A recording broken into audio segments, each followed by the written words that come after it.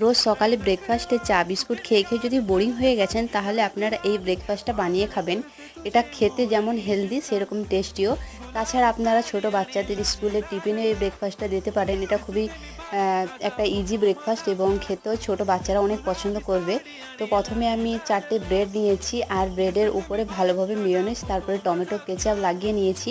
এরপর আমি আগে থেকে কেটে রাখা পেঁয়াজ আর টমেটো এখানে দিয়ে দিচ্ছি। আমি এখানে দুটো দুটো করে দিয়েছি।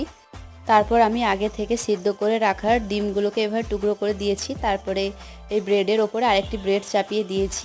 তারপরে উনুনে একটা প্যান বসিয়ে দিয়েছি আর প্যানটা ভালোভাবে গরম হয়ে গেলে এখানে বাটার দিয়ে ভালোভাবে মেল্ট করে নিচ্ছি। আপনারা চাইলে বাটারের পরিবর্তে এখানে রিফাইন্ড অয়েলও ব্যবহার করতে পারেন। এরপর আমার স্যান্ডউইচটা একদিক থেকে ভাজা হয়ে গেছে। এরপর আমি ওপর দিকে ভালোভাবে ভেজে নিয়েছি। এরপর আমি টমেটো কেচাপ দিয়ে এটাকে ভালোভাবে সার্ভ করে নিয়েছি। এটা দেখতে যেরকম, খেতেও কিন্তু অনেক ভালো লাগে। আপনারা